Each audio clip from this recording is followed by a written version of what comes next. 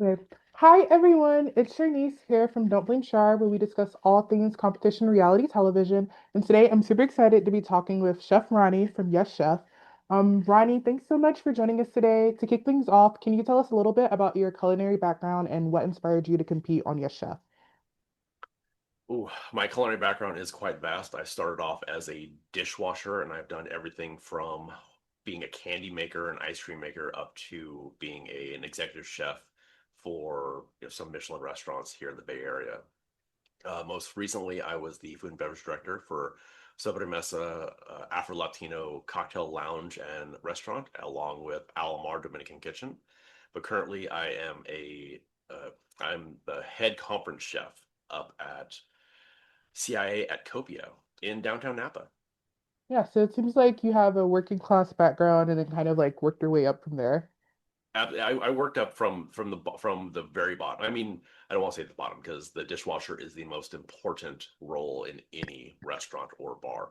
But I did start at as a dishwasher, and let me tell you, cleaning fudge off a couple hundred plates a day is not a fun job. It's a rough job. Yeah. Uh, So, and then just work my way up from there. And yeah, it's been a wild ride, definitely. And for absolutely. jumping onto the show, it was what attracted me to the show was definitely like the kind of the mental health aspect of it, focusing on what is holding us back, some of our uh, quirkier personality traits, and working on it. That was really attractive to me.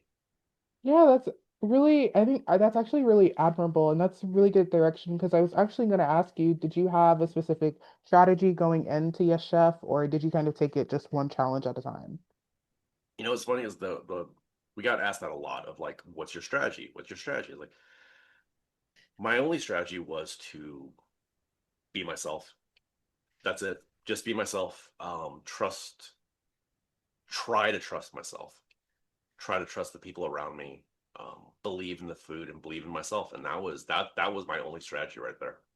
Yeah, and so in trusting yourself, so seeing the eliminated chefs return during this episode to the competition, that must have been an intense moment. What was it like witnessing their comeback in that moment, and how did their commentary impact the dynamics of the challenge? Oh, seeing them come back was bittersweet. It was great to see all of them come back. We're all very close at this point.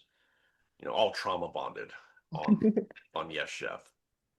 But it was also kind of there was definitely a little bit of anger, I think, from my part, Yeah. of them not having to go through what we've had to go through for so many weeks. I do believe that everyone deserves a second chance. I do believe that 100%. But it was like, in the moment, I was definitely pretty angry at the situation that they just were going to get a chance to come back.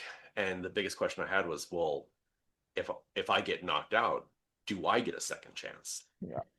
So that, yeah, there was definitely some anger there about that. But at the same time, I have no anger towards them at this exact moment. Right, right. And I guess just to follow up on that part of the interview, when you found out this round was going to be a double elimination, were you surprised? Did that sort of contribute to the anger that you just said you were kind of like feeling during this round? Um, I feel I definitely when it was a double elimination, I think it was is compounded for all of us. As we saw in this last week's episode, is that the remaining six, the top six, we were none of us were really happy. It was kind of it felt like a stab in the back of we worked so hard to get to this point, and we could just be eliminated at this exact moment by someone who's already been eliminated. Um, I think the double elimination definitely hit kind of hard for obviously for me and Chris. Yeah. So on a lighter note, were there any fellow contestants whose cooking or attitude particularly inspired you during the challenge? And how did you learn from them, if so? Um, Over the course of the entire show, all of Yes Chef, individuals inspired me in different ways. You know, Lee, I see a lot of myself, and I see a lot of myself in Lee, and Lee and myself type. We have the same kind of background. We've cooked in a lot of really really hard kitchens. He worked here in the Bay Area for a while, and he kind of has a style that I wish to attain, which is he's got the mom and pop burger shop, and then he has the fine dining sit down restaurant, Wow. the best of both worlds. And that's someone I really connect with. I connect with everyone there, but Lee, that's how he's running things in his life right now. That's something I really want to attain.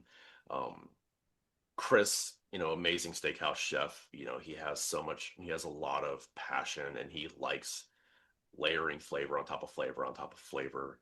Um, and I'd say Jake as well. Jake, he's quite a bit younger than I am, and he has passion, and he fights, and he pushes hard. His food looks absolutely amazing. Mm.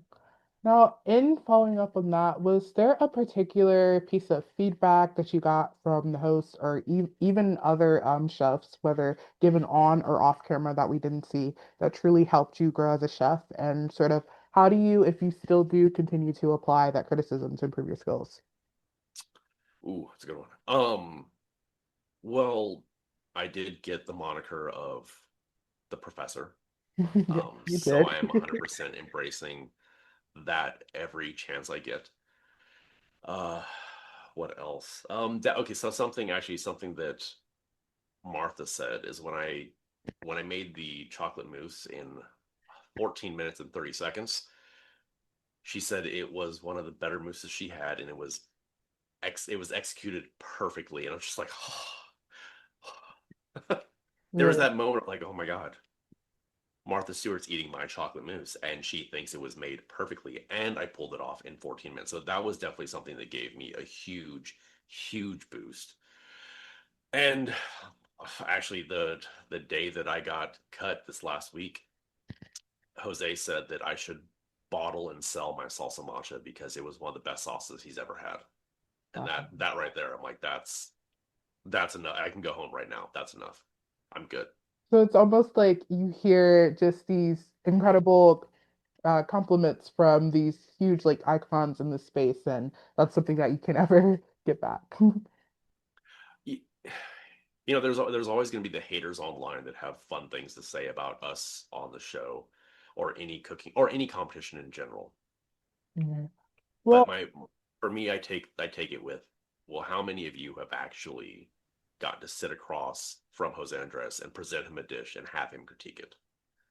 That's something that you can't buy. It was amazing to be able to do that.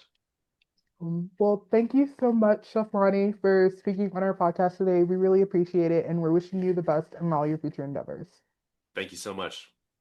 Have a great day.